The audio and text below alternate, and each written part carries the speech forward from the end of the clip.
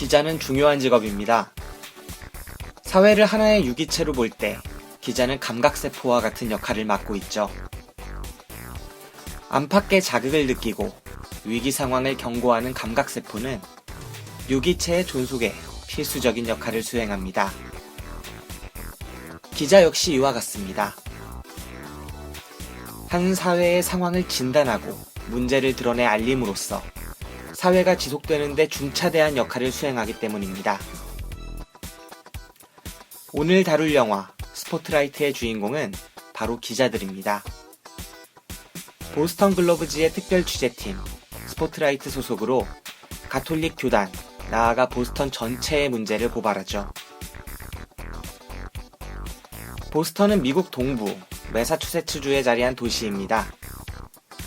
영국에서 온 청교도들이 처음 세웠으나 19세기 중반 아일랜드와 이탈리아계 이민자들이 대규모로 유입되며 현재의 모습을 갖추게 됐죠. 특히 아일랜드계 이민자들은 미국 사회에서 영향력 있는 인사를 여럿 배출하며 그 세를 키워왔습니다. 보스턴 정치명가로 자리한 케네디 일가가 대표적입니다. 보스턴 내에서 가장 큰 규모를 자랑하는 종교는 가톨릭으로 아일랜드와 이탈리아계 이민자들이 들여왔죠. 스포트라이트 팀 기자들은 보스턴 사회와 가톨릭 교단이 은폐한 진실을 거침없이 파헤칩니다. 그 과정에서 몇 가지 어려움과 마주치기도 하지만 원칙을 지키며 뚜벅뚜벅 나아가죠. 자료를 확보하고 확보한 자료를 검증하며 사건의 진상을 알고 있는 사람들을 찾아서 만납니다.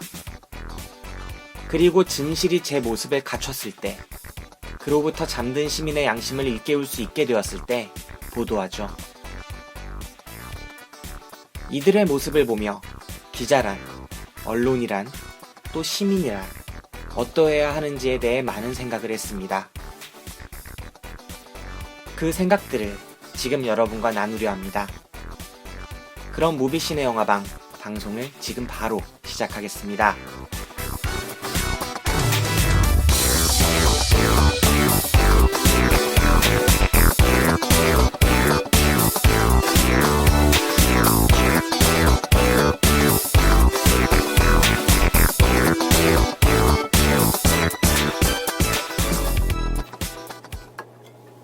더 쉽게, 더 즐겁게, 그리고 더. 안녕하세요. 무비신의 영화방입니다. 오늘 무비신의 영화방은 특별한 조합으로, 아마 처음인 것 같은데 이 특별한 조합으로 방송을 진행해볼까 합니다. 저는 김 기사입니다. 반갑습니다. 예, 저 박 기사입니다. 안녕하세요. 제 기사입니다. 네, 지금 제 기사랑 박 기사는 두 번째 만남이죠? 네. 그렇죠. 저희가 이제 소모임에서 한번 만남을 한번 가졌었고, 오늘로서 이제 구면이죠. 네, 구면입니다. 네. 사실 이제 초면보다 이제 구면하면은 좀 더 이렇게 찐득거리는 느낌, 이렇게 그런 게 있는 거죠. 생각거립니까? 그럼요. 네. 오자마자 이렇게 환영해 주시더라고요. 아, 그래요? 네. 네, 가시게요. 네, 저 원래 스킨십을 좋아해서. 네. 제 기사 첫인상이 어때요? 굉장히 이제 성호형 친구라 그래서 네. 약간 성호형 과인 줄 알았어요. 너 지금 내 이름을 왜 자꾸 까니? 죄송합니다. 이거 편집해서. 네네. 다시 한번 물어봐 주세요, 그럼. 아니, 뭐 그냥 해. 알겠습니다. 네. 김 기사님 친구라 그래서 네. 약간 김 기사님 과 있잖아요. 네. 약간 그런 과인 줄 알았는데 전혀 상반된 분이셔서 사실 약간은 좀 놀랐어요. 이런 분이 친구가 될 수 있구나. 이런 분이 친구가 될 수 네. 있구나. 이게 뭐냐면은 네. 제가 오늘 이게 개강날이에요, 사실. 오늘 돌아다니다 보니까 되게 학생들이 뜬금없는 굉장히 많았는데 이제 초등학교, 중고등학교 친구들 같은 경우에는 네. 가장 고민이 뭡니까? 3월 초가 되면은 반배치입니다. 반배치. 네. 반배치.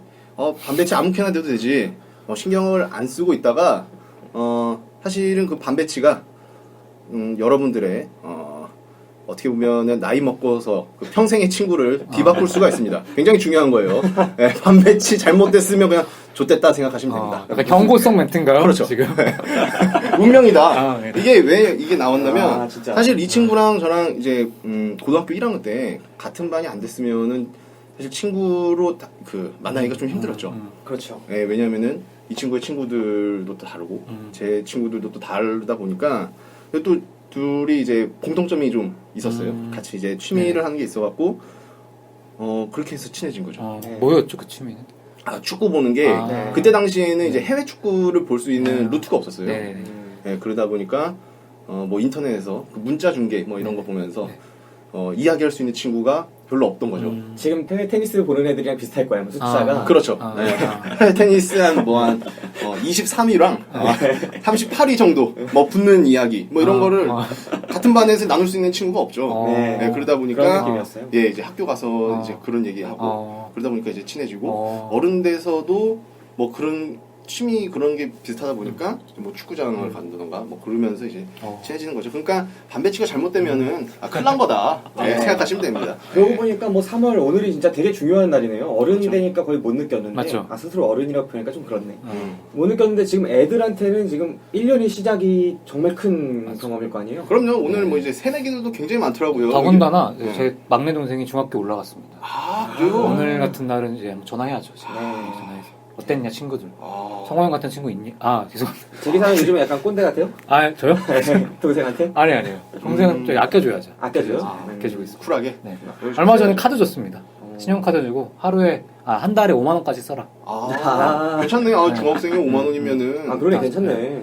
장난 아니죠. 저는 카드 하루에 네. 500원씩 갖고 다녔어요. 하루에 500원이 아니구나. 하루에 100원, 200원. 그래서 제가 학교 앞에 오락실을 거의 그 축구 게임을 전멸시켰습니다. 축구를 좋아하시나 봐요. 어렸을 때부터 좋아했죠. 예, 어렸을 때부터 좋아해서 뭐 어찌됐건 아까 어떻게 친구가 됐냐 뭐 이 얘기를 하다가 여기까지 왔는데 어찌됐건 이게 같은 반이 되면은 누군가와 만나게 되면은 그게 평생 친구가 될 수도 있고 잘못 걸렸다 싶으면은 그냥 속된 말로 엿됐다라고 생각하시고 그리고 신입생들도 굉장히 많으실 텐데 네네.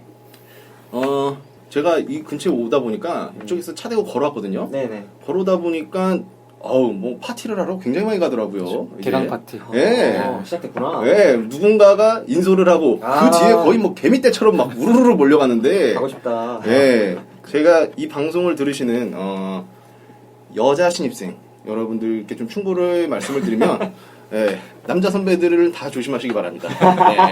이거는 경험에서 나온 거기 때문에 다들 조심하시고 맞아. 그리고 이제 또 설레시는 분들이 계세요. 이제 복학생분들. 이제 진짜 끔찍하죠. 새로운 마음으로 학교를 다시 찾아서 새로운 마음가짐으로 공부를 시작하시는 이제 복학생 여러분들이 계시는데 딴 데 눈독 들이지 말고 그냥 공부하시기 바랍니다. 쓰잘데기 없이 눈독 들이지 말고요. 그리고 OT나 MT 뭐 이런 거는 남의 이야기라고 생각하시고 본인은 참석 안 하시는 걸로 눈치 있는 행동 해주시기 바랍니다. 네, 알겠습니다. 네. 자, 오늘 3월 2일 녹음을 진행하고 있고요. 정말 신학기의 시작입니다. 네. 그리고 이제 스포트라이트에 대한 이야기를 지금 빨리빨리 해봐야 될 것 같아요. 지금 제기사 일정이 되게 촉박한 관계로 빨리 하기 위해서 일단 예고편 듣고 오시도록 하겠습니다. 이거 보세요. 이제 어른이 되니까 야근을 하러 가야 돼요. 이 시간에도. 슬프잖아요. 지금 7시 40분인데. 예. 즐기십시오, 여러분. 네. 예, 네, 방송을 그렇습니다. 들으시는 분들은 즐기시기 바랍니다. 네, 예고편 듣고 오겠습니다.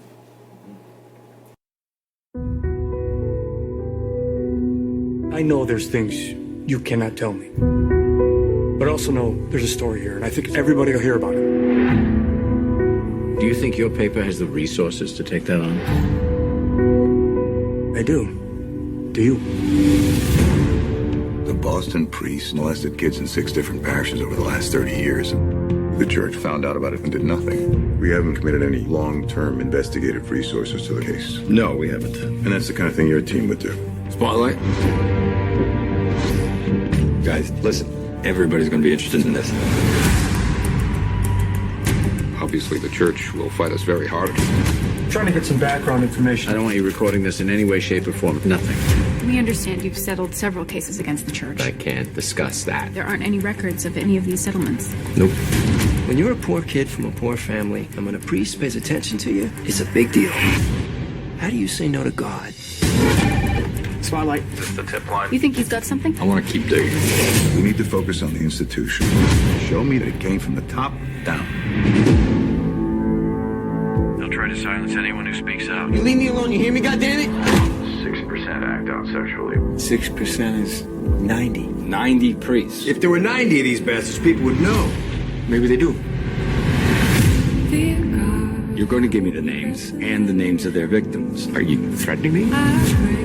I I was doing my job. Yeah, you and everyone else. I am here because I care. We're going to tell this story. We're going to tell it right. I'm hoping we can keep this between us until we all get on the same page. Is that why we're here, to get on the same page? We've got two stories here. A story about degenerate clergy, and a story about a bunch of lawyers turning child abuse into a cottage industry. Which story do you want us to write? Because we're writing one of them. I'm not crazy. They control everything. This is not just Boston. It's the whole country. It's the whole world. They knew, and they let it happen. It could have been you. It could have been me. It could have been any of us.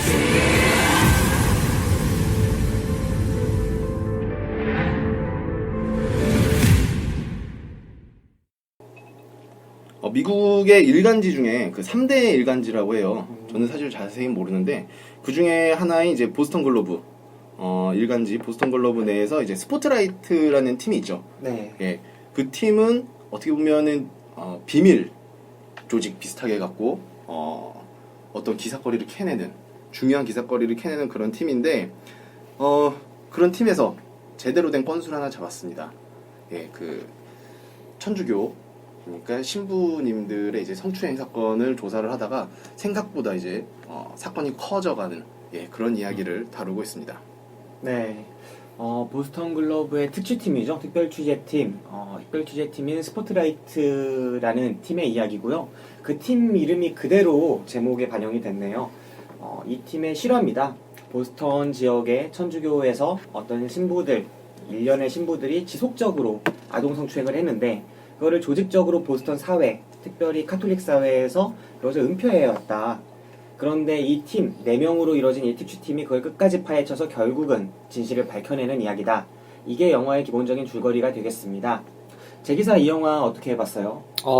굉장히 재밌게 봤습니다. 네, 저 단순히 이제 약간 언론인이 주인공인 영화인 줄 알았는데 언론인뿐만 아니라 비판의 영역이 넓더라고요. 그런 거 보면서 좀 의미 있는 영화지 않나, 좀 의미 있게 봤습니다. 비판의 영역이 넓다는 게 어디까지? 도시 전체.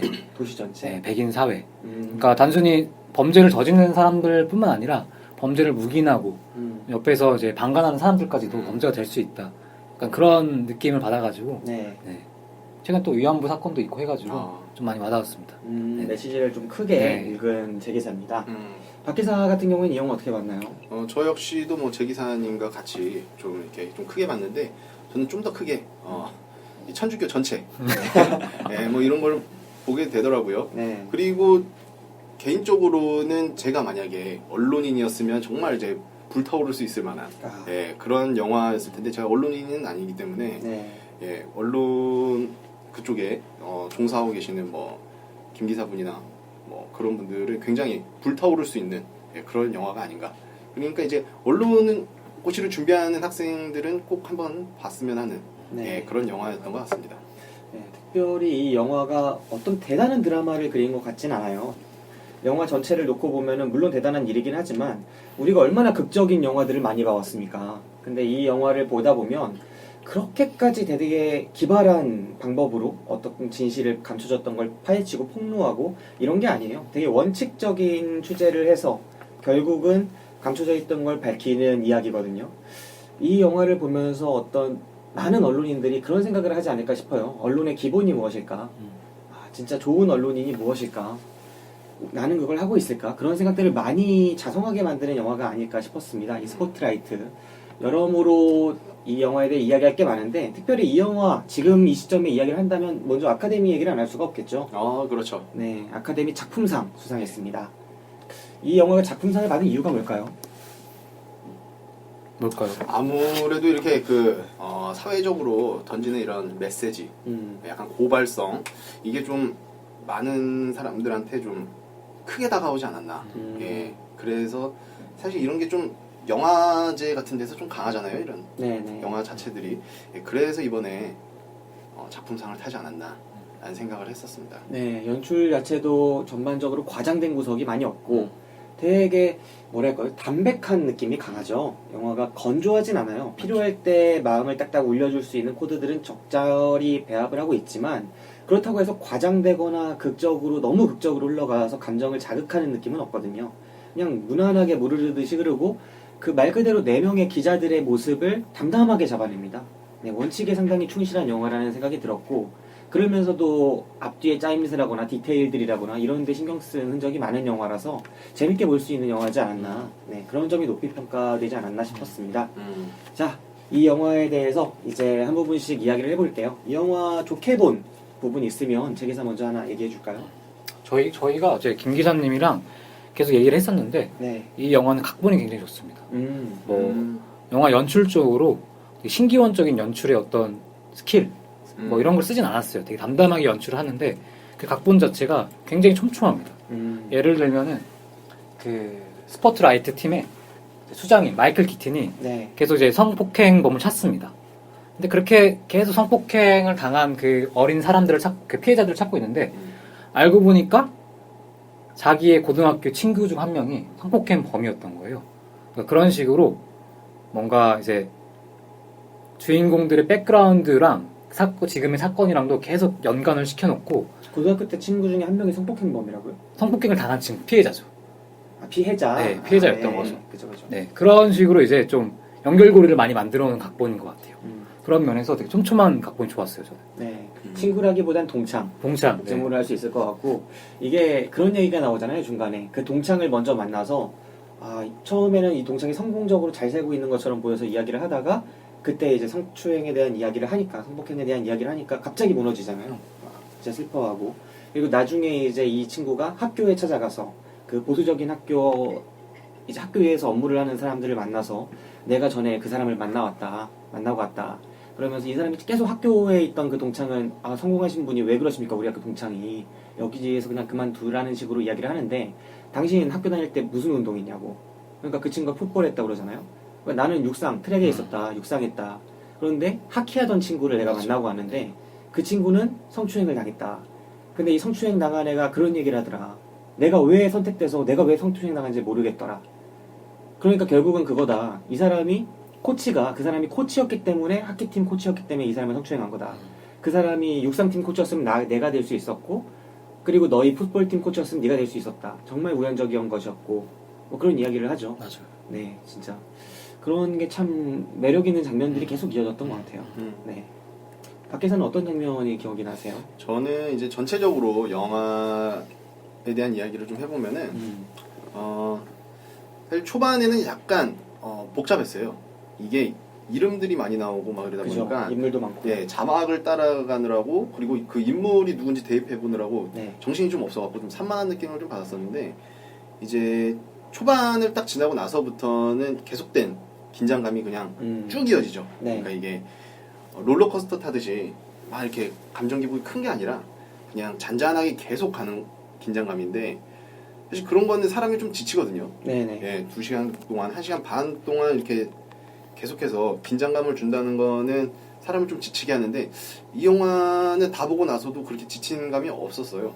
예, 지친 감이 없었고 그렇게 막 불편하다는 느낌도 못 받았고요. 네. 그리고 제가 만약에 보스턴에서 태어났거나 미국 사람이었으면 좀 불편한 감이 있겠죠. 그런데 아무래도 좀 우리랑 동떨어진 곳에서 이루어지는 일이라고 생각을 하니까 그런 불쾌감은 없었는데 제가 이 영화를 좀 좋게 봤던 거는 아까도 말씀하셨듯이 뭐 각색 뭐 이런 것도 굉장히 좋았고 그리고 이제 그 아까 김 기사님도 말씀하셨듯이 좀 과장이 덜 됐어요. 네. 그러니까 정말 있는 것만 딱딱 보여주는. 예, 그래서 어떤 장면은 정말 빼야 된다. 뭐 이런 장면이 기억이 나지 않을 만큼 예, 정말 깔끔하게 끝난 영화여서 굉장히 좀 괜찮은 영화다라고 생각을 했었습니다. 특히 이 영화 같은 경우에는 이제 소모임에서 네. 저희 오프라인 모임에서 같이 봤었는데 사실 이거 김 기자님께서 너무 앞자리를 잡으셨어요. 예, 그러다 보니까 저희 이제 눈 스크린이 자막과 영상을 따로 봤죠. 초반에 그러다 보니까 약간의 산만함이 좀 더 저는 느껴졌던 것 같고. 네, 제가 BTS석을 잡았습니다. 예. 근데 이제 한 제일 앞자리였나요? 아니요. 한 4번째 줄. 예, 한 3번째 정도? 예, 그 정도였는데 나중에는 이게 눈도 좀 건강하는지 다 들어오더라고요. 예, 자막과 영상이 같이 들어오면서부터는 굉장히 좀 긴장감을 계속해서 느끼면서 봤던 영화였던 것 같아요. 네. 이 스포트라이트 팀, 이 특별 취재팀에는 총 4명의 기자가 있죠. 팀장인 마이클 키튼이 연기하는 팀장이 있고, 그 다음에 마크 러팔로, 영화의 드라마의 가장 큰 부분을 차지하는 그 기자가 있어요. 그 다음에 레이첼 맥아담스가 연기하는 샤샤라는 기자가 있고, 또 다른 기자 1명이 있어서 4명의 팀장 포함 총 4명입니다. 5명이잖아요? 5명? 누가 또 있어요? 그죠 코수영. 코수영 아저씨랑. 네. 코스염 아저씨까지 해서 4명이죠. 4명이구나. 아, 네. 그렇죠 4명이죠. 네, 4명이죠. 네. 4명의 기자가 있고, 이들이 하는 거는 한 6개월, 3개월 뭐 이렇게 해가지고 기약이 없는 팀이에요. 그래서 어떤 취재거리 하나를 파헤치면서 여러 개의 심층 취재를 해서 어느 정도 완성이 됐다 싶으면은 집중적으로 터뜨리는 어떤 기획 보도를 하는 팀이고, 이 전체 보스턴 글로브지 전체에서는 일간지기 때문에 매일의 취재를 양산하면서 이 스포트라이트가 어떤 취재를 하고 있는지는 그 직속 상사들도 몰라요. 그러니까 팀장이 전적인 에디터 역할까지 하고 있는 거죠. 편집자, 즉각적으로 그 국장한테 보고하는 그런 권한을 갖고 있는 팀장입니다. 이런 팀이 이번에 그 일을 맡게 되는 거죠. 보스턴 사회 전체의 어떤 부조리가 개입되어 있는 그 카톨릭의 성추행 이야기를 다루게 되는 겁니다. 사실 이 카톨릭과 보스턴이라는 게 상당히 상징적인 부분 같아요. 이 보스턴이 되게 보수적인 컨셉으로 나오잖아요. 원래 미국이 신교도가 건설한 국가인데, 신교도가 건설한 국가는 카톨릭이 아니어야 되잖아요. 근데 보스턴은 신교도가 아닌 구교도들이 되게 많이 사는 도시예요. 구교도들이 이룩한 도시라서 이 도시의 성격은 다른 도시들과 상당히 다르고 보수적이고, 그런 도시에서 그렇다 보니까 이 언론사 자체나 아니면 이 보스턴이란 도시의 여러 가지 사회 문화 전체가 보수적일 수밖에 없는 곳에서 일어나는 이야기죠. 되게 특색이 있고 그래서. 하지만 여기에 문제가 생기는데, 어떤 문제냐면 편집국장이 발령을 와요. 그러니까 보스턴 글로브가 팔린 거죠. 어디에 몇 년 전에 팔렸는데, 어디에 팔렸다고 나오나요? 뉴욕타임즈인가요? 타임즈, 예 맞아요. 타임즈에 팔렸죠. 그래가지고 타임즈 출신의 이 기자 출신의 그 경영자가 와요. 편집국장으로 딱 오게 돼서 첫날 그 얘기를 합니다. 카톨릭 이제 기사들 찾아봤는데 카톨릭 성추행 사건이 전에 한두 번 보도가 됐었다. 왜 이거 안 파헤치냐? 파헤쳐라. 라고 이야기를 하죠. 그랬더니 스포트라이트 팀에서는 이거한테 땡큐예요. 왜냐면 그런 컨셉이 나오죠. 전에도 관심이 있었는데 뭔가 외부적인 압력에 의해서 못 다루고 있었던 건데 국장이 바뀌자마자 다루라고 하니까 땡큐다. 네, 이렇게 이야기가 하면서 전개되는 겁니다. 이게 되게 상징적인 거죠. 처음 발령온 외부인, 처음 발령온 외지인이 심지어 유대인이에요. 유대인이 오자마자 보스턴 사회 내부의 문제를 파헤치라고 합니다. 네. 그리고 이들 스포트라이트 팀을 가장 도와주는 변호사도 있잖아요. 맞죠. 그 사람도 아르메니아인이에요. 외부인이에요. 그러니까 스포트라이트라는 이 영화 전체는 외부인들이 문제를 제기하고 외부인들이 도움을 주고 가장 결정적인 것들을 외부인이 해요.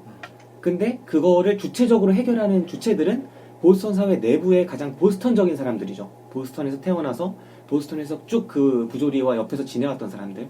그래서 그 사람들이 결국 문제를 해결하면서 마지막에 그런 이야기로 결론으로 이어지잖아요. 마이클 키튼이 사실은 내가 전에 묻었었다. 나도 기억나지 않지만. 그러니까 보스턴 사회 내부에서 자정 능력을 잃고 그냥 막 감추었던 이야기를 외부의 시선으로, 외부인의 시선으로 다시 자각한 이후에 내부인이 해결하는 그 이야기입니다. 그 점이 상당히 드라마적으로 매력있게 구성됐던 것 같아요. 네.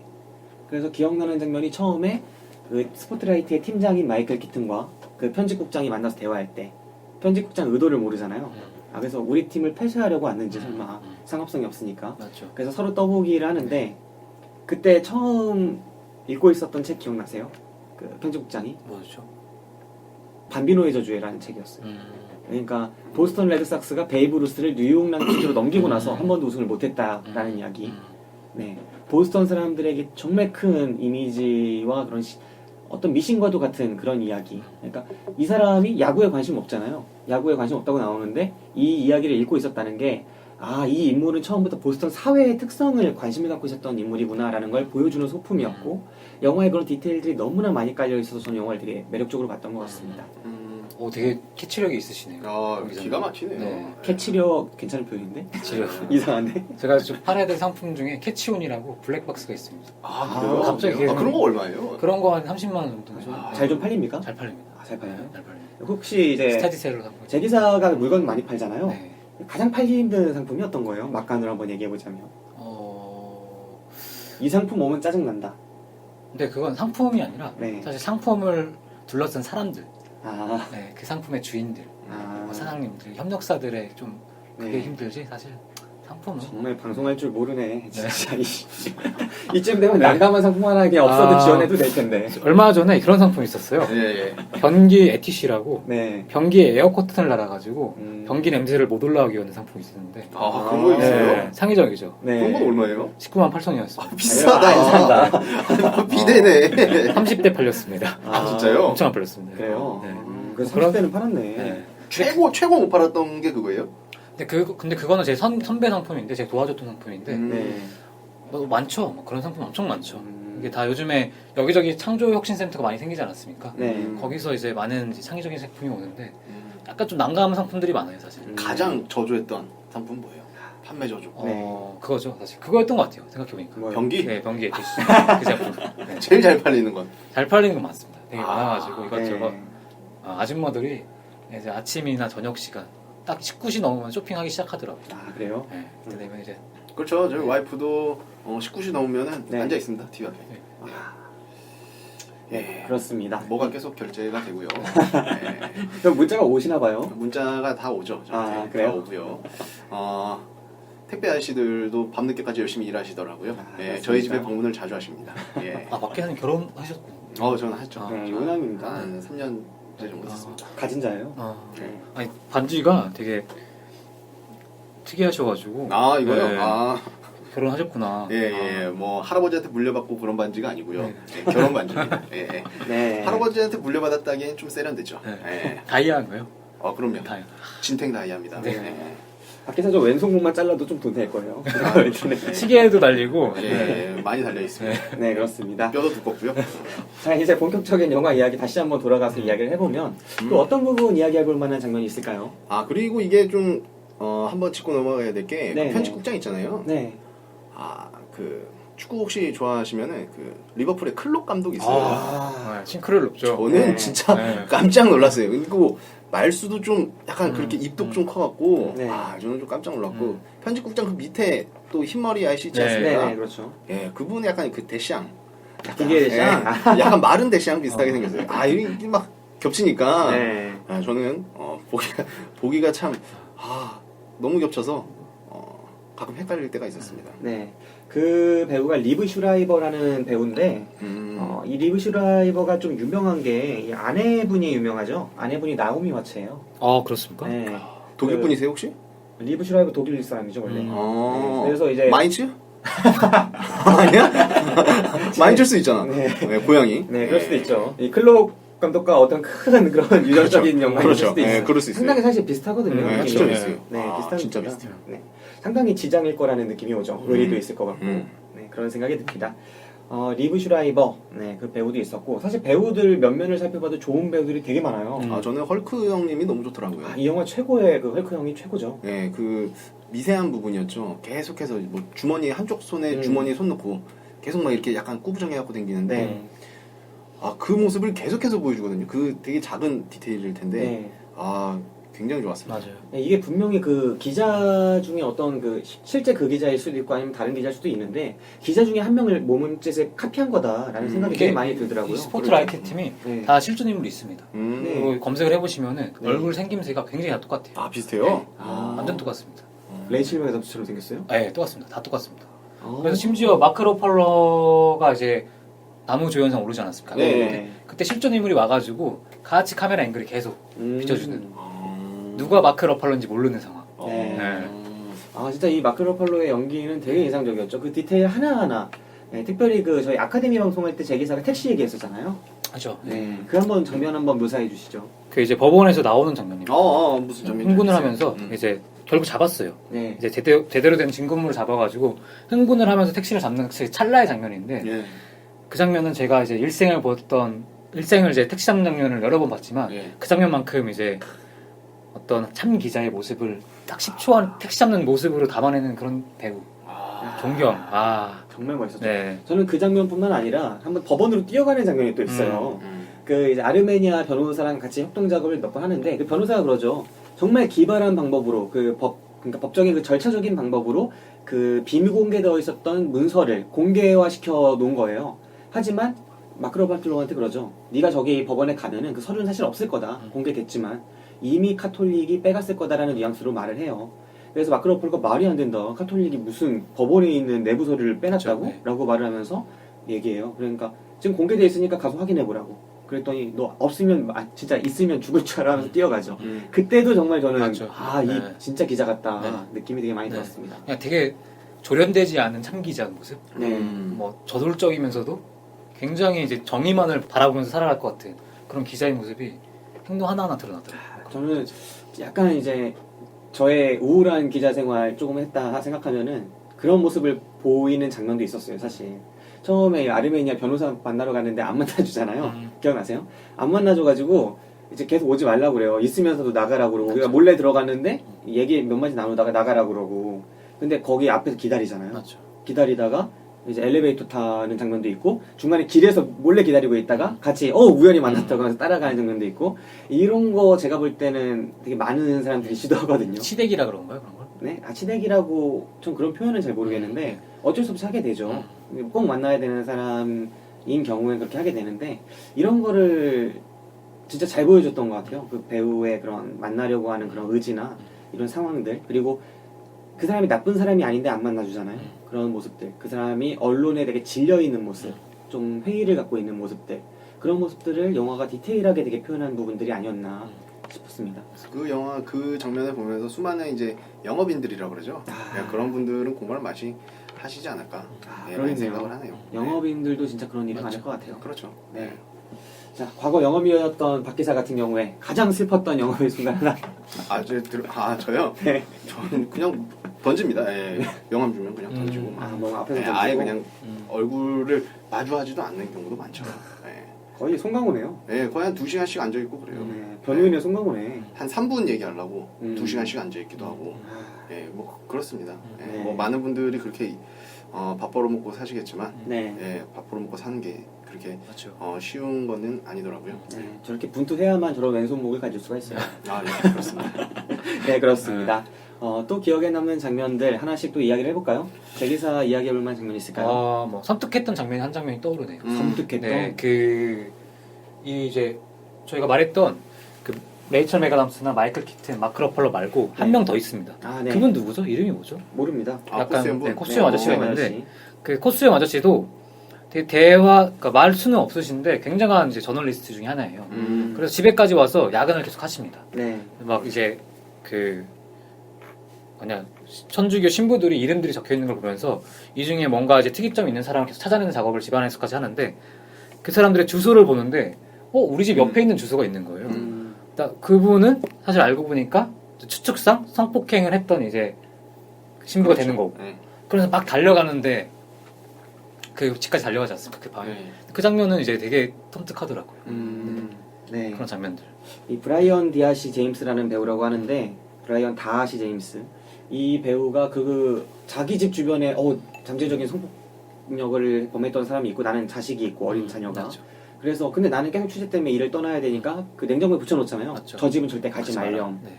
네, 그런 걸 붙여놓는데 그 장면도 또 기억이 남네요. 네. 네. 그것도 되게 좀 그랬던 게 직접적으로 말을 못해요. 네. 이게 왜냐면 취재 중이기 때문에 그렇죠. 그게 애들한테 또 얘기하면 애들 사이에서 그렇죠. 또 이제 퍼지고 막 이럴까봐 네. 그래서 계속 고민을 하는 거죠. 어떻게 네. 할까 하다가 사진이랑 그러면서 근처에 가지 마 뭐 이런 식으로 네. 해놓는 건데 그것도 좀 이 스포트라이트라는 그 비밀 취재팀의 기자로서는 되게 안타까운 장면 중에 하나였고 네. 제가 가장 좋았다고 생각하는 장면과 이 영화에서 포인트가 된 장면이라고 생각하면은 그게 있어요. 판사를 중간에 한번 마크 러팔로 헐크 형이 만나러 가요. 네. 만나러 가서 뭐 정확하게는 기억이 안 나는데 뭐 이런 거 안 하면은 그게 기자입니까? 라는 무슨 대사가 있었는데 네. 저는 그 장면 자체가 이 영화가 가져다주는 가장 큰 메시지가 아니었나. 그 장면이 어떤 장면이냐면 아까 그 비공개 서류 가지고 막 이쪽 왔다 갔다 해요. 어떤 네. 특정한 서류들이 되게 중요한 중요한 사항이 돼요. 이 서류를 얻으면은 이 사건에 대해서 상당히 접근할 수 있는 건데 그 서류가 어디에 있는 법원에 있음에도 불구하고 비공개 문서로 지정이 되어서 그걸 법적으로 풀기 위해서 상당히 노력을 하죠. 회사 차원에서도 소송을 걸고. 근데 어쩌어쩌 하다가 소송에서 이기게 되는 거예요. 공개 서류로 바뀌어버리는 거죠. 그래서 달려가서 달라고 했더니 지금 시간이 지나서 안 된다 그러고 그래서 아침까지 거기서 또 기다리고 있잖아요. 그래서 아침에 시간이 딱 되자마자 이제 비공개 서류 내놓으라고 했더니 여기서 안 준다고 그러는 거예요. 근데 비공개 서류가 공개되는데 왜 안 주냐? 만약에 따졌더니 판사한테 가서 물어봐라.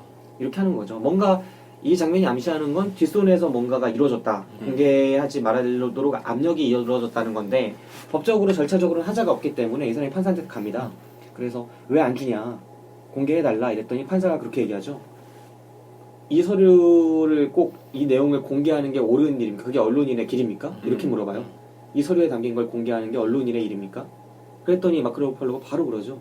이거를 공개하지 않는 게 그럼 언론인입니까? 그렇게 말을 하는데 뭐가 지금 들어서 좋네요. 네. 이건 진짜 기가 막히네. 뭐가 참 언론이냐 이거를 진짜 제대로 보여주는 장면이었죠. 네, 그게 한 지역의 판사가 그런 얘기를 한다는 게 절차적으로 이미 다 공개되어 있는 서류를 가지고 안내주면서 그런 이야기를 한다는 게 보스턴 사회를 보여주는 부분이기도 하고, 네, 그런 부분이었습니다. 가장 큰 메시지를 줬고 이 영화의 하이라이트라고 생각했던 장면이 그 장면이었고, 네. 예, 또 남은 장면 중에서 가장 좀 기억에 남았던 장면 중에 하나는 우리 이쁜이 기자 있지 않습니까? 네. 예, 아담스 맞죠? 네, 아담스. 아담스 언니가 그 과거에 네. 성추행을 했던 그런 신부를 한번 찾아가요. 찾아가고 네. 근데 되게 애같이 네. 얘기를 하죠. 그 신부가 너무 질문하는 거에 그냥 아무런 거리낌 없이 계속해서 대답을 하는 거예요. 대답을 하고 나서 이제 누나라는 사람이 다시 들어가고 아담스 누나가 다시 내려와서 의아해하면서 계속 고개를 가요등하고 있을 때 애들 2명이 자전거를 타고 딱 지나갑니다. 네. 그러면서 계속 번갈아 가면서 한번 보는 장면이 있는데 그 장면도 좀 많이 기억이 남더라고요. 네. 왜냐하면은 그 아이들이랑 저 신부랑 그 성에 대해서 생각하는 수준이 똑같다고 생각이 들었나 봐요. 네. 그게 비교가 되는지 번갈아 가면서 이렇게 쳐다보는 장면이 있었는데 그 장면도 굉장히 좀 기억에 남는 것 같아요. 네, 정신적으로 그 연령 자체가 비슷하다는 느낌을 보여주기 위해서 애들을 바로 삽입한 느낌도 있는 장면이었어요. 딱 들어갔더니 치매 걸린 것 같은 그 할아버지가 나와서 사실 내가 그 아이를 만졌다 그렇게 바로 얘기하잖아요. 네. 하지만 성폭행은 아니다. 하지만 성적인 나쁜 의도는 아니었다. 느끼진 않았다. 느끼진 않았다. 네. 느끼진 않았다. 네. 근데 만졌다. 그 즐기진 않았다. 계속 만졌다, 즐기지 네. 않았다. 이렇게 하니까 이 사람이 되게 당황해요. 물어보는 쪽이 오히려 이렇게 쉽게 말해주니까. 그랬던 물론 이게 증거로 채택되는 장면이거나 그런 장면은 전혀 아니잖아요. 이 영화 자체가. 그러니까 이 영화 스포트라이트를 전체를 놓고 보면 사실 쓸모없는 장면이 없는 영화인데 이 장면만큼은 전체적인 줄거리에 도움이 안 되는 장면이에요. 왜냐면 나중에 증거적으로 채택이 안 되거든요. 이게. 그렇죠. 네. 그런데도 이 장면을 넣었다는 건 그런 의미가 있었던 거죠. 밖에서 말했던 것처럼 이 신부의 그런 정서적인 부분 그리고 그런 아이의 그런 부분을 보여주려는 감독의 의도가 있었다라고밖에 볼 수가 없는. 또 거기서 되게 섬뜩했던 게 네. 그 사람이 메가담스가 계속 출근하니까 네. 그 사람이 하는 말이 자기도 그런 걸 겪었다고 얘기를 하면서 네네. 이제 맞죠. 부인이 막 데리고 갑니다. 부인이 아니 누나. 누나입니까? 네, 누나입니다. 그거를 봤을 때는 그 사람도 아마 성폭행의 피해자였을 수도 있다는 그죠. 거를 암시를 하는 장면이었던 것 같아요. 네. 그래서 진짜 그런 이야기로 볼 수가 있는 장면들이었고 이렇게 장면 하나하나가 되게 이야기가 담긴 것들이 많아요. 맞아요. 네. 아까 그 아저씨 집 주변에 이제 경고했던 아저씨 있잖아요. 거기 가지 말아라. 네. 나중에 복수하는 장면도 아, 그 장면도 각본적으로 진짜 훌륭한 장면이죠. 네. 정말 이 앞과 뒤와 이렇게 잠깐 지나갔던 장면들이 나중에 또 어떻게 쓰이고 이런 것들이 되게 완성도가 높았던 것 같아요. 네. 나중에 빈 집에 그거 신문 자기네 보도하는 신문을 딱 놓고 가죠. 신문이 발행하자마자 새벽에 그렇죠. 통째로 집 앞에 갖다 놓는 네. 난 근데 이 생각도 들더라고요. 진짜 병 가면 어쩌려고. 진짜 성추행이 아니라 진짜 아파가지고 옮긴 사람일 수도 맞죠, 있잖아요. 맞죠, 네. 왜냐면 다른 성추행한 사람들이 주로 아프다고 해서 옮겨간 것들을 이 사람들은 이게 이 사람들의 약속 코드구나. 옮겨간 사람들이 다 성추행 연루일 가능성이 높겠구나라고 생각한 건데 이 사람이 본 거는 그 자기 집 주변에 사는 애가 병가였다는 걸 본 거니까 그런 생각도 들긴 했지만 너무 근거가 희박하긴 했지만 아무튼 통쾌한 장면이었습니다. 네, 저는 또 기억에 남는 장면이 계속 이제 이 4명의 인물이 어찌어찌 해결하려고 하는데 카톨릭 관계자들이 와서 자꾸 찾아오는 장면이 있어요. 그래서 말 걸고 이런저런 이야기를 하는 장면들이 있는데 그런 이야기가 한 번 있죠. 그 마이클 키튼이 네가 서가지고 바 같은 데서 술을 마시고 있는데 누가 와가지고 얘기를 해요. 그때 아이 하나를 키우는데 전 마을이 필요하다. 뭐 이것과 연관된 이야기가 있었던 것 같아요. 아이 하나가 잘 되는 건 전 마을이 잘 해줘서였던 것 같고 아이 하나를 망치는 것도 전 마을이 망치는 거다 뭐 이런 뜻이었던 것 같은데 그 대사도 상당히 전 좋았습니다. 이 이야기 전체의 그 전체를 그냥 한 대사로 요약한 듯한 느낌이 들었어요. 이 이야기가 단순히 성추행과 성폭행을 폭로하는 언론인들의 이야기가 아니라 그 보스턴 사회의 이야기다. 보스턴 사회가 새로운 사람들을 길러내는 거에 대한 이야기이기도 하고, 네, 그런 이야기구나라는 생각이 들었습니다. 네, 보스턴이 이 성직자들의 좀 그런 것들을 은폐함으로써 오히려 더 그런 것들을 방조하고 길러내지 않나 그런 생각을 하게끔 영화가 만드는 부분이 많아서 좋았어요. 혹시 천주교세요? 아유, 저는 아닙니다. 천주교세요? 아, 천주교 아니죠. 그렇고 주변에 혹시 이렇게 신부님 계시나요? 뭐 주변인? 아니요, 없는데 저는 아버지가 천주교 다니세요. 그래갖고 저는 천주교 약간 호감이 있고, 그 다음에 이제 결정적인 호감을 가졌던 계기가 그 김태희 씨가 이제 천주교 다니신다고, 김연아 씨도 천주교래요. 아, 그렇습니까? 네, 그래서 저는 천주교 꼭 나가봐야겠다라는 마음을 갖고 있던 차에 이런 이야기를 들었습니다. 그러니까 이걸 천주교인들이나 네. 뭐 이렇게 그 신부님들이 이 영화를 보면 기분이 나빠질 수가 있죠. 네. 왜냐면 영화 자체에서 신부 전체의 8%, 6%, 6%. 6% 뭐 이래 버리니까 우리나라에도 많은 신부들이 있잖아요. 네. 그러다 보니까 기분이 굉장히 나빠질 수 있죠. 왜냐하면은 작년에 한참 이제 강동원 씨 덕분에 네. 그 검은 사제들 덕분에 신부에 대한 그러죠. 비율, 네? 그다음에 신비함, 네. 네, 신비감이 굉장히 높아졌는데 이 영화를 보고 나서는 또 이제 색안경을 끼게 될까봐 기분이 나빠할 수도 있는데 저는 혹시 계시면은 한번 여쭤보라고. 6%라는데. 네. 영화에서 그 장면이 나오죠. 그러니까 이게 신부들이 그냥 그런 욕구가 있어서 그냥 건드린 그런 개별적인 일탈, 그러니까 개인적 일탈이라고 그러죠. 요즘에 유행하는 말이잖아요. 개인적 일탈행위가 아니라 그런 문제가 있는 게 어떤 하나의 질환으로 구별해도 될 정도다. 신부들한테 지속적으로 한 6% 정도는 계속 이런 질환이 나타난다. 라는 식으로 분석한 정신병리학자의 이야기가 나오잖아요. 그것과 관련한 이야기인데 이 영화를 진짜 보면 신부로서 좀 기분이 나쁠 수도 있을 것 같아요. 근데 그렇죠. 그게 정말 가까이서 보면은 사실일 수도 좀 위험한 발언. 위험한 발언이긴 한데 네. 근데 이게 되게 그렇게 생각할 수밖에 좀 없더라고요. 저도 나오면서 생각을 하니까 이게 성적으로 사실은 되게 구속받는 네, 억압된 집단이죠. 뭐 직업일 수 있잖아요. 예, 그래서 뭐 평생을 계속해서 그렇게 쌓아가는 그게 신부인데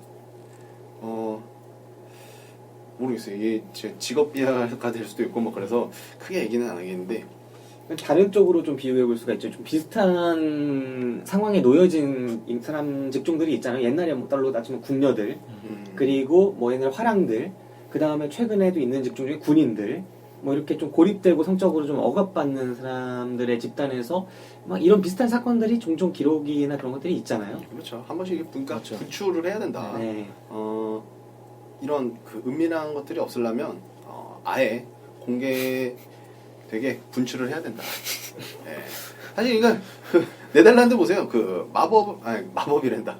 마약을 합법화하니까 그래도 줄어들잖아요. 네, 그런 것처럼 분출을 해야 된다. 라는 생각을 합니다. 네, 그렇습니다. 자, 박 기사의 개인적인 생각이었고요. 네, 네, 그렇습니다. 스포트라이트. 아니 종교를 가지신 분들이 분출해야 된다 이건 아니지만 네. 어쨌든 보면서 느꼈던 점은 저는 그런 거였다. 라는 네. 겁니다. 네. 분출을 해야 된다. 네. 아니 그러면은 좀 덜할 것이다. 네, 약간 그런 거. 네, 이 스포트라이트라는 영화의 전반적인 드라마를 보면은 구성에서 가장 중점이 되는 그 긴장감의 중심이 되는 건 그거예요. 이 스포트라이트 팀 내부에 어떻게 보면은 간자가 있을 수도 있다라는 거죠. 이 간자라고 한다면 그러니까 어떤 이 카톨릭 사회, 이런 보수적인 사회가 이 사건 자체를 묻으려고 하는 그런 움직임이 있었는데 스포트라이트뿐만 아니라 보스턴 글로브 내부에서도 이런 기사를 계속 묻으려고 하는 기자가 있었다라는 게 어느 중반부터 계속 드러나요. 그렇죠. 예. 네, 왜냐하면 이 외부의 제보자들은 계속 있었다는 게 밝혀지거든요. 외부의 제보자들이. 전 그래가지고 그 흰머리 아저씨가 네. 가장 마크 유력했었죠. 버팔러 집에 피자를 들고 야밤에 찾아오지 않습니까? 네, 의도적인 장면이죠. 네. 그래서 그 사람인 줄 알았어요. 계속 숨긴 사람이. 그러니까 영화가 그거를 의도적으로 떡밥을 준 거예요. 영화에 존 슬래터리 그 배우가 연기한, 그러니까 약간 이 마른 디디에 데샹 씨가 연기를 한 그 캐릭터가 범인이다. 사실은 이 사람이 계속 그동안 무마해왔다. 과거 10년 전, 5년 전의 제보들을 무마해왔다라는 그런 느낌을 계속 주는데 영화가 반전이 있죠. 네, 영화가 결국 결말에 반전을 주는 겁니다. 이 잔잔함 속에서도 그런 반전을 준다는 게 그리고 그런 긴장감을 부여할 수 있다는 게 영화의 상당한 매력이지 않나. 네, 그렇게 생각을 또 해봅니다. 네, 맞습니다. 자, 저기서 이 영화에 대해서 더 할 말이 있나요? 저는 또 이 영화 보면서 네, 좀 긍정적으로 봤던 거가 뭐가 있냐면은 네, 그 결국에 이 사람 기자가 아무리 노력을 해도 사람들이 변하지 않으면은 사회가 변하지 않지 않습니까? 그렇죠. 근데 여기서 결국에 그 변화의 시발점이 되는 사람들이 보스턴 사회 내에서도 약간 이제 나이든 이제 돈 많은 아저씨들이 변화를 시작을 합니다. 예를 들면 이제 마이클 키튼의 친구가 있습니다. 그 친구가 사실 이제 잘 나가는 백인, 가장 보스턴적인 백인인데 네, 카톨릭도 다니고 카톨 변호사라는 직업에다가 심지어 이제 그 성폭행을 한 변호사들의 이제 법적인 일을 처리했던 분인데 결국 그분의 도움이 있었어요. 그렇죠. 예. 근데 그런 걸 보면서 우리 사회도 변화를 하려면 결국에 약간 집권층이나 지금 이제 좀 나의 자리 하시하신 이제 40, 50대 아저씨들이 좀 변화의 시발점이 돼야 되지 않을까라는 생각이 들더라고요. 위치를 잡으신 분들이 네네. 저는 또 반대적인 생각을 저는 또 했어요. 이 영화를 보면서 어떤 생각을 했냐면 이 영화는 잔잔하게 정의를 구현하는 진실을 구현하는 이야기가 만들어졌는데 우리나라에서 언론에 대한 이야기를 만든다면 이렇게 못 만들겠구나라는 생각을 했습니다. 어떤 이유에서냐면 이 영화의 방식으로 우리나라에서 취재가 가능할까를 곰곰이 생각해봤더니 불가능한 거예요. 어떤 점이 먼저 불가능할까? 과연 그 정보들을 얻을 수가 있을까요? 그 비공개 문서들이 이미 문서화되어 있을까요? 그 카톨릭의 그 자료들이?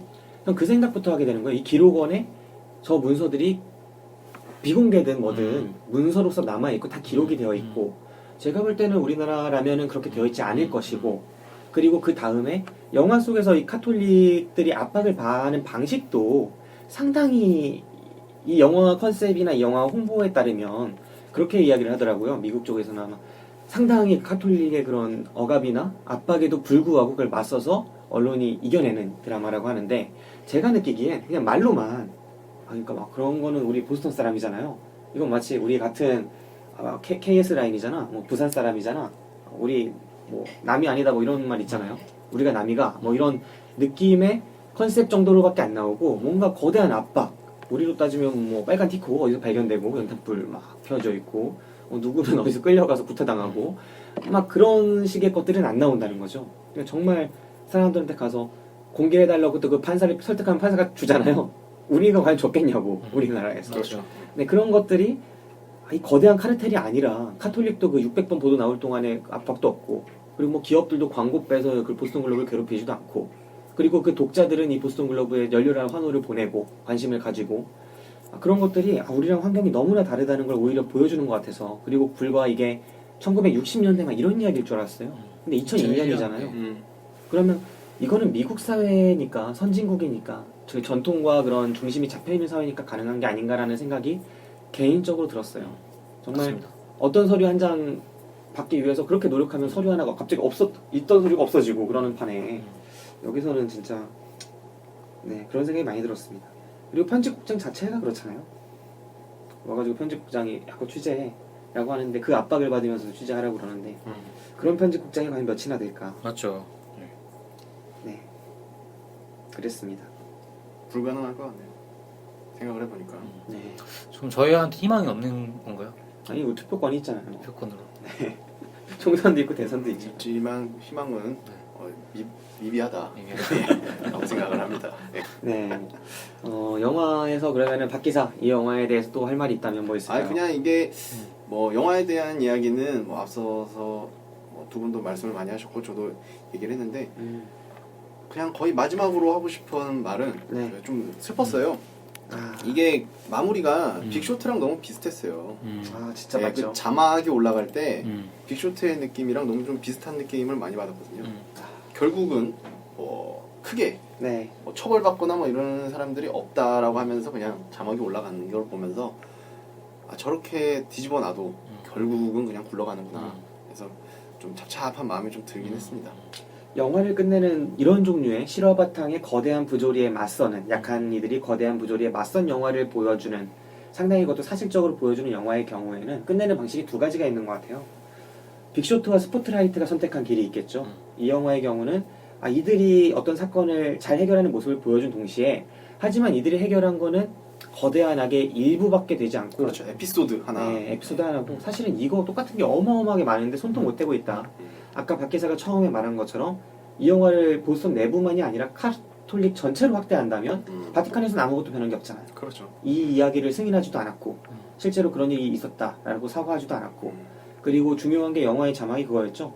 보스턴 그 교구의 추기경은 다른 곳으로 가서 더 좋은 자리를 차지했다. 결국 변한 건 없다라는 걸 보여주면서 그리고 세계에 이 비슷한 사건들이 막 발생한 곳에 지역명을 올려주는데 교구명을 거의 전 세계가 다 나와요. 세계 각지가. 그렇죠. 네. 그렇게 나오고 빅쇼트가 비슷하다고 하는 건 빅쇼트도 그랬잖아요. 마지막에 영화 내내 거대한 이런 안 좋은 것들을 보여주면서 영화 결말에 이게 해결됐을 것 같죠? 근데 처벌받은 사람은 단 한 명이었어요. 네, 그리고 이 똑같은 일들 막 벌어져요. 하면서 끝내버립니다. 영화의 주인공들은 다 시골 가서 뭐하고 있고 막 이런 거고. 근데 이 반대되는 선에 있는 거는 내부자들 같은 영화예요. 내부자들 같은 영화는 실제는 빅쇼트나 스포트라이트가 훨씬 가깝죠. 그렇죠. 네, 내부자들 같을 수는 없겠죠. 근데 내부자들은 영화의 결말에 그런 느낌이잖아요. 짜릿하게 이긴 느낌. 정말 그 몰카 같은 거를 쫙 퍼뜨려갖고 짜릿하게 이긴 느낌으로 끝내버려요. 비록 그 사람이 그걸로 인해서 깜빵을 갔다 오고 누구죠? 그 안상구가 깜빵을 갔다 오고 그렇긴 하지만 짜릿하게 이어가지고 나중에 몰디브 가서 모히또 가서 몰디브 하자고 막 그런 드립 치면서 하는데 사실은 이 영화가 그들의 패배를 보여주고 있는 거죠. 근데 영화 자체는 그걸 철저히 마취한 상태로 사실 우린 이겼다 하고 그 영화를 끝내버리는 상업적으로. 그러니까 영화가 상업적으로 유쾌하게 끝내느냐 깨끗하게 후련하게 끝내느냐 비상업적이고 좀 실제적으로 다가서면서 조금은 찝찝하게 끝내느냐 이 두 가지 기로에서 선택할 수밖에 없다는 게 현실이 찝찝하다는 걸 반영하는 게 아닌가. 그 내부자들도 그 감독판 또 따로 보셨나요? 그 결말 다릅니까? 결말은 같은데 네. 마지막 장면 앞에 나온 걸로 기억을 하는데 이제 백윤식 씨가 네. 그 깜빵에 있으면서 전화가 한 통이 와요. 네. 전화가 한 통 오면서 이제 전화 통화를 하는 게 거의 한 3분에서 5분 정도 계속 통화를 하는 건데 그 내용이 잠깐 있다 갑니다. 왼손이 없으면 오른손이 없으면 왼손으로 쓰면 되죠. 막 그러면서 계속해서 그런 얘기를 합니다. 그런 얘기를 하는 백윤식 씨를 진짜 한 대 치고 싶을 정도로 그래도 똑같이 굴러가는구나 그거를 보여주더라고요. 내부자들 감독판에서는. 감독판은 좀 더 리얼리즘하고 그런 게 있나 봐요. 근데 이제 그거를 조금 걸러내다 보니까 좀 더 희망적인 그런 메시지를 주는 마무리가 됐던 것 같은데 감독판 보면은 좀 기분이 그렇게 통쾌하거나 그러시지는 않을 거예요. 결정적 차이점이 있었네요. 네. 네, 그렇습니다. 영화에 대한 이야기는 충분히 한 것 같고요. 이제 추천 비추천 시간으로 가면 될 것 같습니다. 먼저 재기사 이 영화 추천하실까요? 비추천하실까요? 저는 추천됩니다. 추천의 이유는 이 영화를 한 문장으로 제가 요약을 하면은 약간 그런 느낌이었어요. 그러니까 조직적인 성범죄 시스템보다 더 악독한 거는 약간 의도적인 묵인. 그러니까 이런 게 좀 더 악독하다고 보는데 요즘에 저희 이제 위안부 사태도 비슷한 모양새를 하고 있는 것 같아요. 일본이 약간 조직적으로 그렇게 했지만 그거보다 더 나쁜 거는 그들을 기억하지 않으려고 하는 사회에 있지 않나. 방관자들. 네. 저희 좀 사회한테 우리나라 2016년의 대한민국한테 조금은 좀 채찍질 같은 훈수를 두는 영화 같아서 이 영화 꼭 추천하면서 봤으면 좋겠습니다. 네. 영화적인 재미도 있습니다. 네. 저 같은 경우에도 이 영화는 추천을 하고 싶습니다. 추천을 하고요. 군대에 가면은 꼭 봐야 될 영화가 있어요. 군대에서 보여주는 영화 중에 블랙호크 다운 이런 거를 꼭 한 번씩 보는데 그 언론을 준비하는 사람들은 꼭 한번 봐야 될 영화가 나오지 않았나. 그 영화가 이 영화가 아닌가 라고 생각을 하면서 이 영화를 추천을 하겠습니다. 네. 재기사, 박기사 모두 추천해 주셨고요. 저 역시 추천입니다. 역시 아카데미 작품상 받은 영화라 그런지 3추천이 그냥 나오네요. 이거 소모임에서도 6추천 받았잖아요. 그렇죠. 근데 제가 작년에 버드맨을 비추했거든요. 저 아카데미에 휩쓸려 가지 않습니다. 끝내주는 성향이에요. 그렇죠. 저 휩쓸리지 않아요. 저는 이 영화 추천드리는 이유가요. 이 영화 앞에 말씀드린 것처럼 정말 잘 만들어진 영화다라는 점에 공감을 해요. 어떤 특출남이라고 할까? 그런 것들은 사실 이 영화에 보이지 않았어요. 특출남이 보이지 않았지만 동시에 잘 만들어졌다라고 할 수 있는 그런 영화였다고 생각을 하고요. 이 영화의 이야기적인 측면에서 이 영화의 주제라고 한다면 제가 느낀 바로는 마을 전체의 책임을 일깨우는 영화였다. 앞에 제 기사가 해준 말이랑 거의 비슷한데 마을 전체에 대한 책임을 일깨우는 영화였다라는 게 이 영화의 큰 장점이었던 것 같아요. 단순한 개별 사건에 그치지 않고 이들이 해결한 건 개별 사건이지만 이들이 말하고 있는 건 마을 전체에 대한 이야기였거든요. 이 보스턴에 방광자란 있을 수 없다라는 거였어요. 이쪽 아니면 저쪽, 악에 동참하거나 아니면 이거에 맞서 싸우거나 라는 거를 깨우쳐주는 영화였기 때문에 저는 그게 상당히 좋은 영화였다고 생각해요. 회피할 수 없고 중립도 없다. 이 문제를 네가 알게 되었다면 이쪽 아니면 저쪽을 선택해야 한다.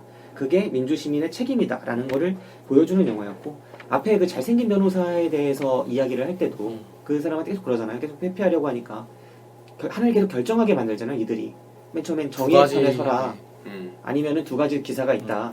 하나는 저 성추행한 카톨릭 신부들에 대한 기사고, 다른 하나는 그거를 조직적으로 막아온, 조직적으로 묻어온 변호사에 대한 이야기다. 선택해라 라고 하니까 이 사람이 그걸 선택을 하죠.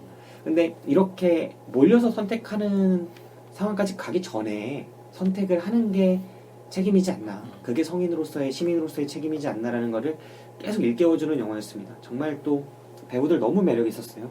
네, 좋은 영화였습니다. 네.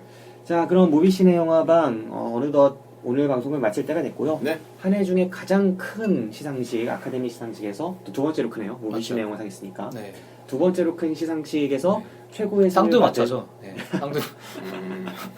네, 쌍두마차에서 네. 네, 최고의 상을 받은 스포트라이트. 이 영화는 내년 무비신의 영화상에 또 작품상에 충분히 후보가 오를 수 있는 그런 영화가 되겠습니다. 네, 그럼 오늘 여기서 방송 마칠게요. 저는 지금까지 김기사, 박 기사. 제 기사였습니다. 네, 들어주신 여러분들 감사합니다. 행복하세요.